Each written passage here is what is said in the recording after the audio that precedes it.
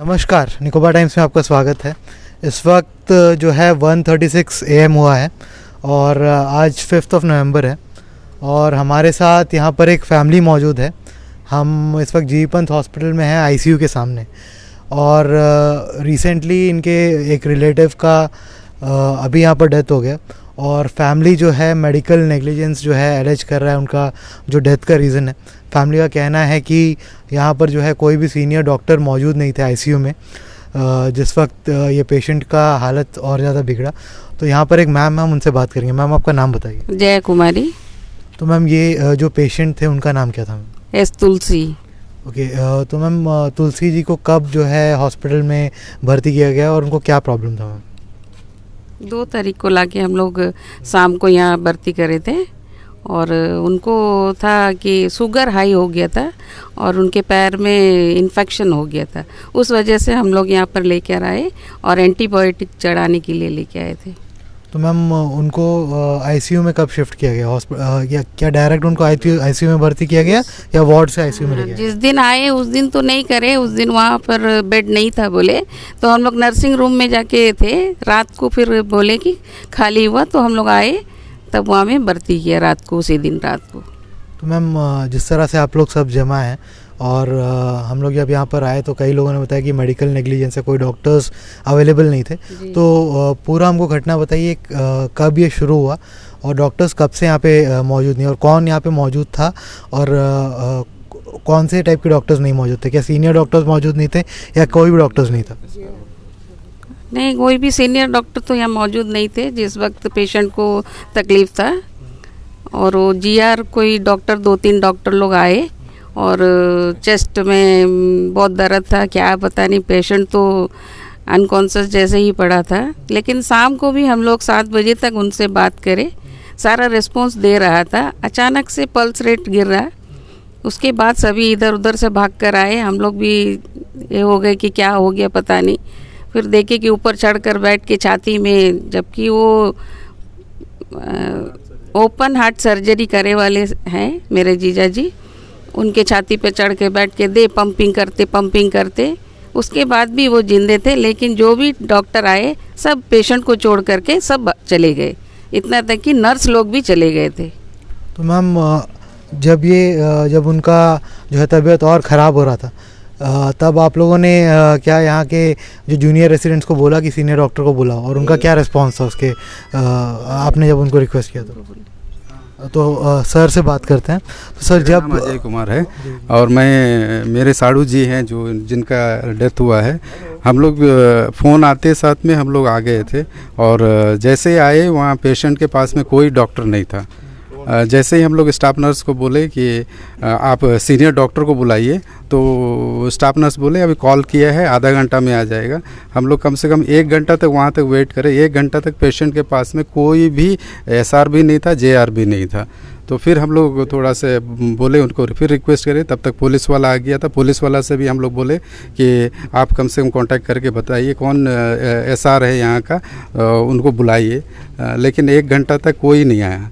उसके बाद में फिर आधा घंटा के बाद में एक लेडी डॉक्टर आई, बोली कि हम फ़ोन किया है, अभी आते होंगे, गाड़ी नहीं मिल रहा है, गाड़ी मिलने से आ जाएगा, गाड़ी का अरेंजमेंट होने दीजिए, आप लोग वेट करिए। फिर वो बोलती है कि नहीं, अभी तो पेशेंट बचा ही नहीं है, लेकिन डेथ डिक्लेयर नहीं किया।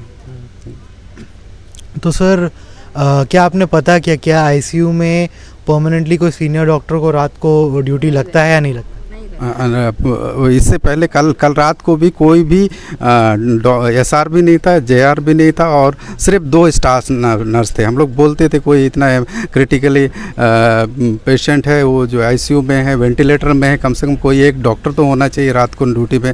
तो बोले नहीं, ड्यूटी में है, वो उधर में है, दूसरा जगह में है करके बोले।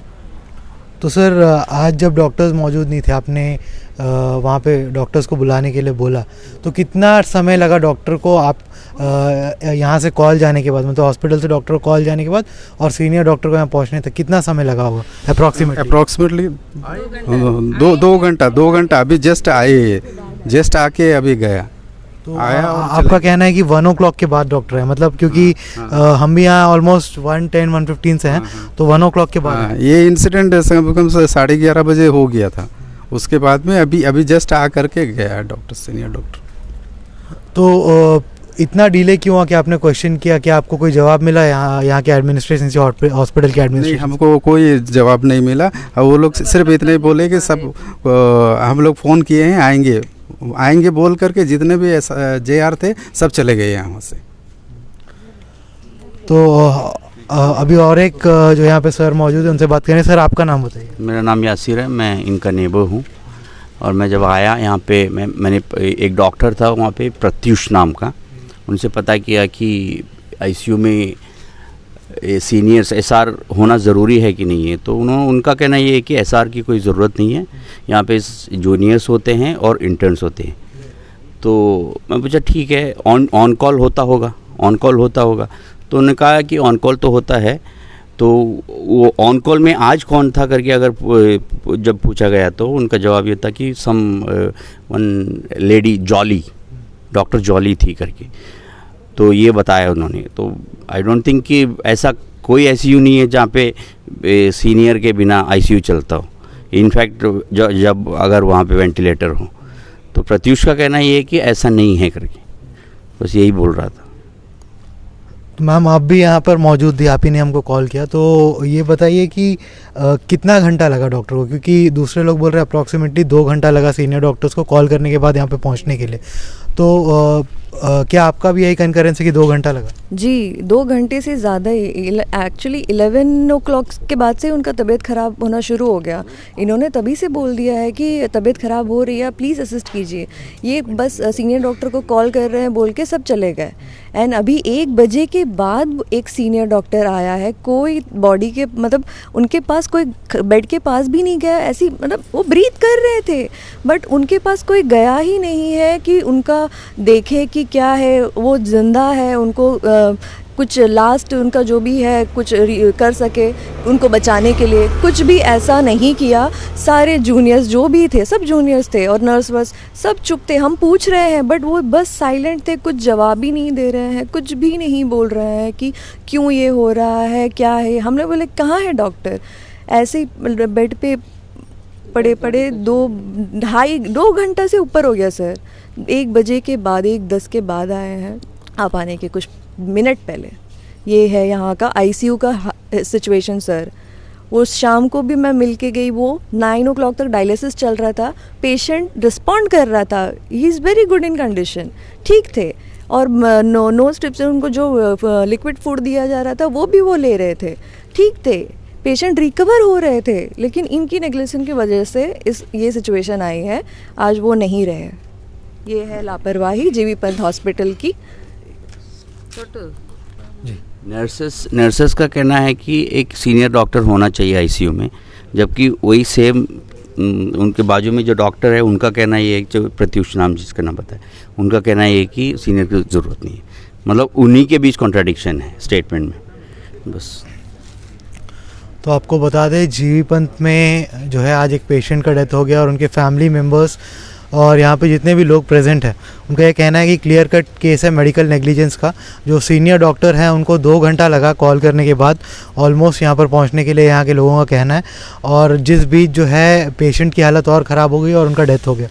और यहाँ पर जो है कुछ लोगों को जो है यहाँ के जूनियर डॉक्टर्स ने बताया कि ICU में जो है सीनियर डॉक्टर का आना ज़रूरी नहीं है एंड सिर्फ जूनियर रहते हैं, डॉक्टर्स का एक टीम रहता है और नर्सेस वगैरह रहते हैं।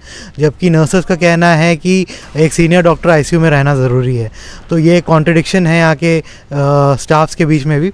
और हम आपको बता दें इसी तरह से मेडिकल नेग्लिजेंस के चलते एक पेशेंट का आज जो है डेथ हो गया। और कल भी फैमिली ये भी अलर्ज करे, कल भी शाम को यहाँ पर कोई डॉक्टर्स नहीं थे और जो है पेशेंट को जो है अकेला छोड़ दिया गया था नर्सेस के हवाले। तो इस तरह का कुछ कंडीशन है यहाँ के जो पेशेंट के रिलेटिव्स हैं वो बता रहे हैं JV पंत में। और अभी ऑलमोस्ट सुबह के 2 बज गए हैं और सारे रिलेटिव्स जो यहीं पे हैं और 1 बजकर कुछ मिनट में जो है जो सीनियर डॉक्टर यहाँ पर पहुँची, जबकि ऑलमोस्ट 11:30 से जो है सीनियर डॉक्टर्स को कॉल मिलाया जा रहा था। और एक फैमिली मेम्बर ने हमको ये भी बताया कि सीनियर डॉक्टर को गाड़ी नहीं मिल रहा था और गाड़ी अरेंज करने की कोशिश किया जा रहा था उनको यहाँ पर लेके आने के लिए।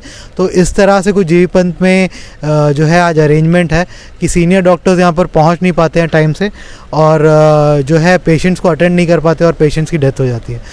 तो इस मामले में हम DHS को भी ईमेल करके उनका भी कमेंट मांगेंगे कि क्यों इस तरह का मेडिकल नेग्लिजेंस जो है यहाँ पर किया जा रहा है जीबी पंथ में, जिसकी वजह से लोगों का डेथ हो जा रहा है।